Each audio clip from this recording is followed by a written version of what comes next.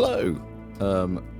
Here's devlog 2 of my little game here. I'm just going to run it because I've done some changes.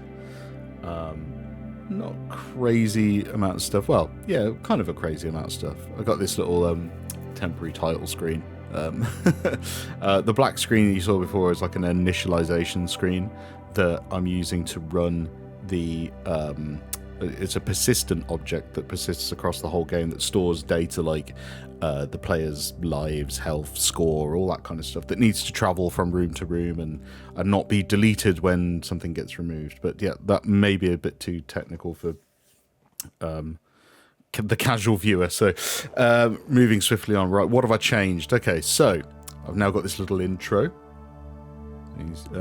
Splooshes down. Actually, I think there was in the last one, but yeah. So there's a few different things now. I think, yeah, the enemies are on. So when you drop the little item you're carrying, I've put a little motion on it, so it's like it's floating down through the water. You can catch it again. That will, come into play at certain points. You can drop it in and. I've put that little flashing animation just to like show you that it's doing something. I did mess with the enemy settings quite a bit, just tweaking their frequency and what shows up, what doesn't, and just try to do a little bit more of that. But the main thing I wanted to show is the fact that obviously this is the first level, but I've now developed the level system. Oof, that was close. So there's different level types. So we're just going to complete this level, if I can without dying. Ah! That was close. Okay, so we'll head back up to the pod now, because we've got our 4 things. So we can do that, and then we can take off. Now imagine lots of cool, water splashes and rockets firing, and wow, it's so amazing. Then you go back up to space. So then you get this screen, which would be... I'll talk about that in a bit. And now we're at level 2. So in this level, the goal is to... Obviously, we've got a different layout. The goal is to shoot these things. Now, these things, obviously, it doesn't make a lot of sense. Well, why are we shooting them now? It's they're not going to be the same each time. These things are basically just an excuse to create some thematic kind of thing. So maybe these things are you got a bit of story saying, oh, parasites are locking down this part of the ship or whatever, and you need to destroy them, and so we can move on to the next area, that kind of thing. And the artwork can change each time. And oh man, I'm not doing very well, am I? Have I died? No, I've still got lives. That's good. I've only got 1 life left though, so see if I can complete this, because then I got taken out by ghost fish. I need to fix that. Yeah, it's a bit dangerous around the edges of the map, because fish can just come out of nowhere without much warning. So there we go. So I've killed them all now. So back up to the ship. Don't die, please. Don't die, please. Don't die. Here we go. We made it. Okay, and then we take off again. And I made 3 different objective types, if you will. So we're going to see the third one now, which is called Carry Me, which it's the same level as level 1, but this time, instead of shooting or dropping a thing in there, you can pick these up and you have to carry each one to the pod. So this could be I don't know, supplies, or I don't know, maybe part of the story is there's some alien specimens or something, and they could be specimen jars or something. I don't know. But yeah, I put effort into making these things float and stuff too. And also, yeah, if you try and stack them together, you can't. Or if you bump into one while you're carrying one, it kind of pushes it around, and it can knock it out of your hand as well. So it's yeah.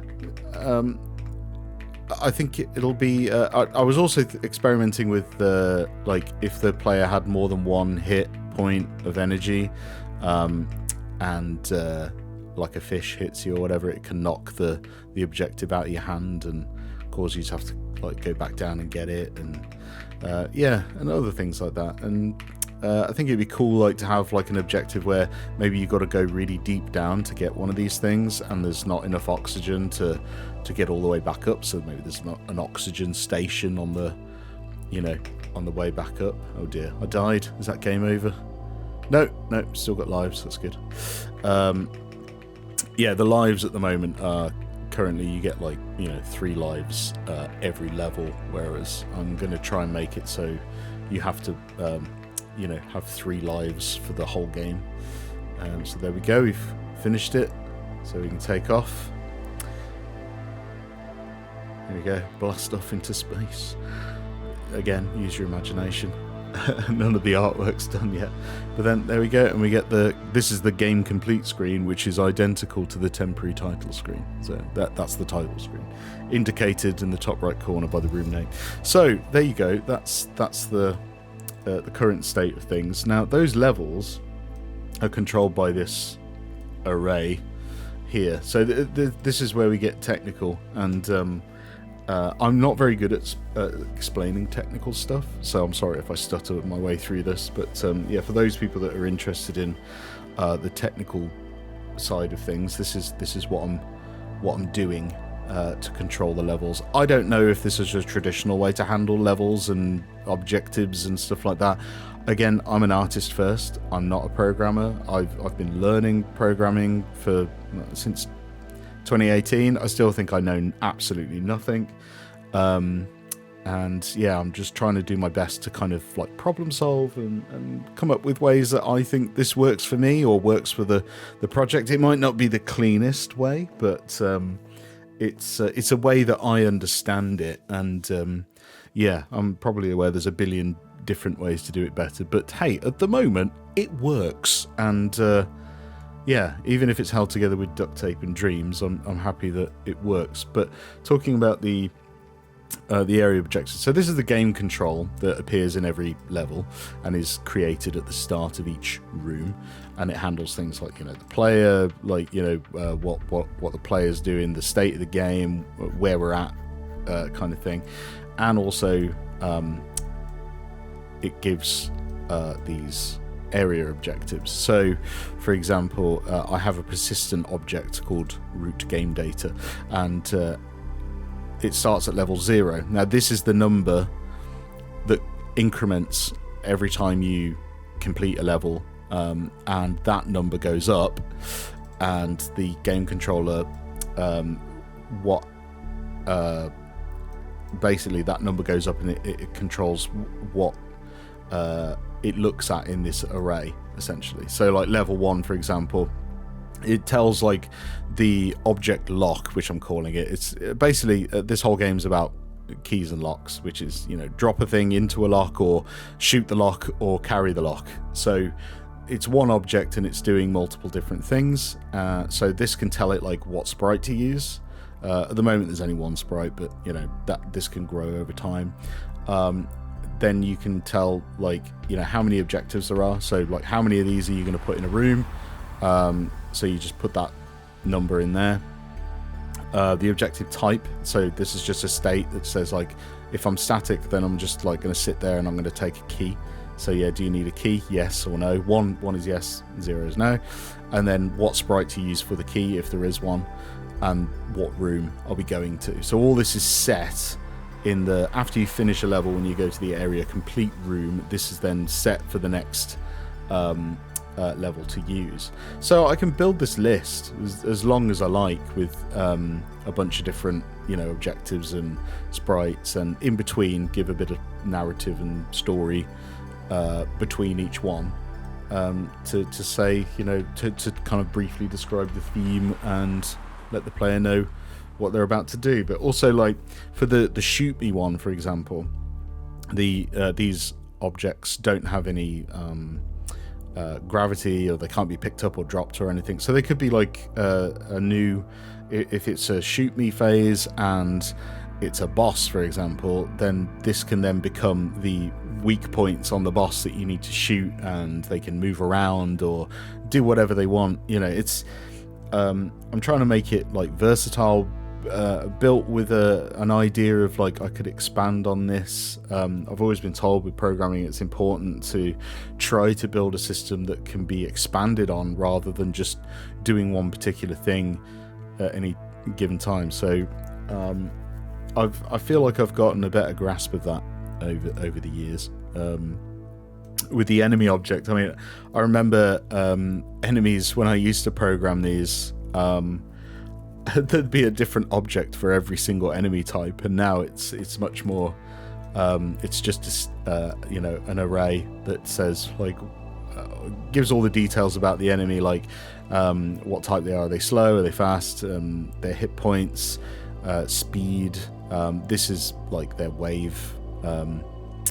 Each enemy's got like a wave motion on them, or they can have, or you can have 0 wave motion. It depends on what the enemy is, but there's only 3 at the moment. And also it can explain like how many points the player gets if they shoot them, and what sprite to use. And obviously there's only like 1 sprite for each thing in the game at the moment, but I haven't I need to come up with a system that controls all the sprites and the animations. That's phase 2. I just wanted to get it functionally working first, but yeah. So yeah, this is how it all works.